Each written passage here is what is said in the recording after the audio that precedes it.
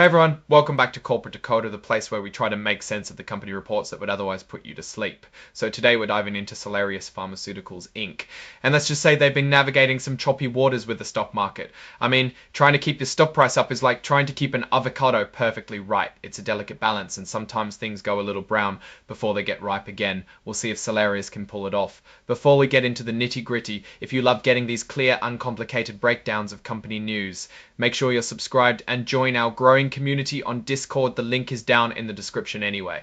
Let's talk about Salarius Pharmaceuticals and Krakenarm. Before we get into the nitty gritty, if you love getting these clear, uncomplicated breakdowns of company news, make sure you're subscribed and join our growing community on Discord. The link is down in the description anyway.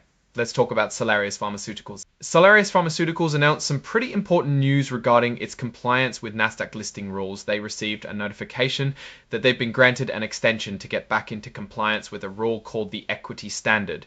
And this new deadline is October 20th, 2025.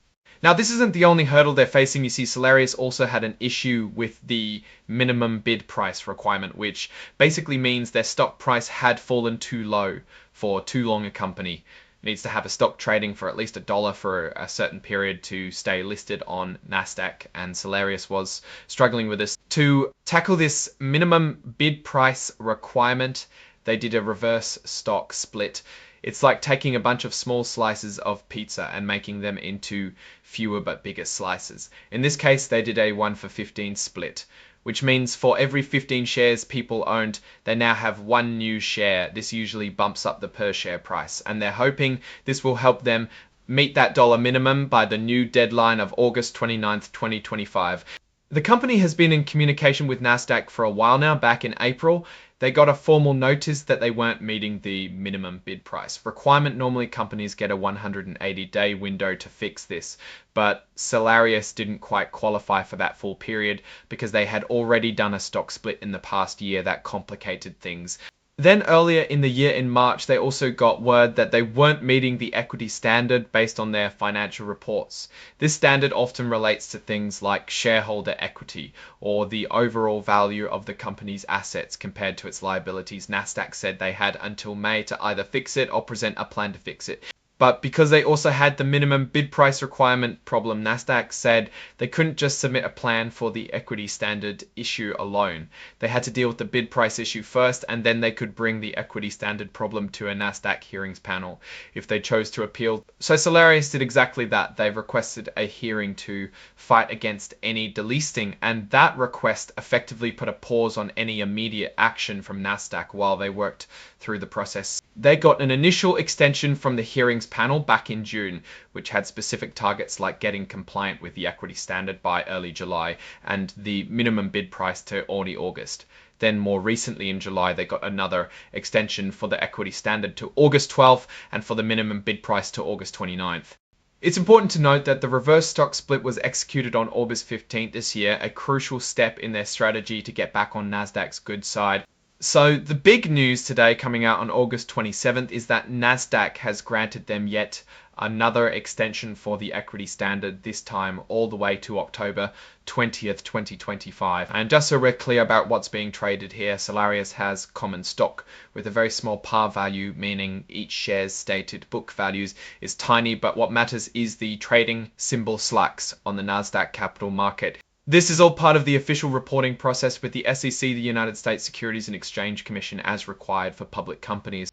The report is signed off by Mark J. Rosenblum, who holds multiple important titles: Acting Chief Executive Officer, Executive Vice President, and Chief Financial Officer, showing he's deeply involved in steering the company through these regulatory challenges. Now, looking at this from a broader perspective, Salarius Pharmaceuticals is essentially in a race against time to meet Nasdaq's requirements. They've had to use tools like a reverse stock split to artificially boost their share price because it fell below the critical $1 mark.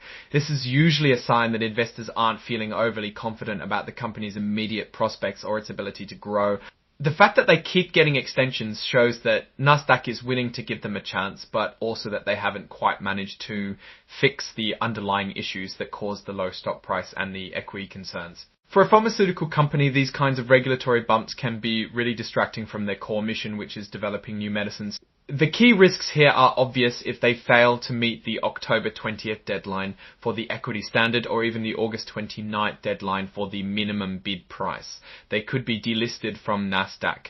This would make it much harder for investors to buy and sell their stock and could significantly damage the company's reputation and its ability to raise capital in the future.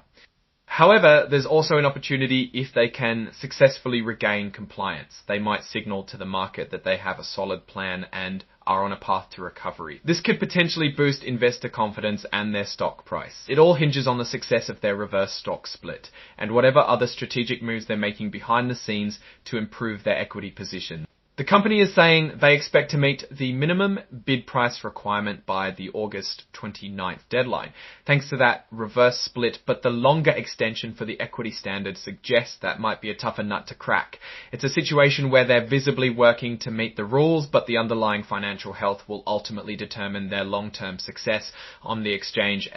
So what's the verdict? On one hand, Salarius is actively engaging with Nasdaq and using tools to try and stay listed. They are proactive in seeking extensions and announcing their progress, which is good transparency. The weakness is that needing these extensions and announcing their progress, which is good transparency. The weakness is that needing these extensions and reverse splits indicates underlying business or financial challenges that haven't been fully resolved. It's a tough spot to be in because investor confidence is paramount in the pharma sector. We'll have to watch closely to see if they can turn things around by their new deadlines. If they do, it could be a positive sign for their future, but if they falter, the consequences could be severe. Alright, that's our breakdown of Salarius Pharmaceuticals' latest filing. What's your take on these numbers and what they signal for the company's future? Drop your thoughts in the comments. If this analysis was valuable, hitting that like button really helps, and subscribe for more deep dives. Don't forget to check out the Discord in the description. Thanks for watching. See you next time.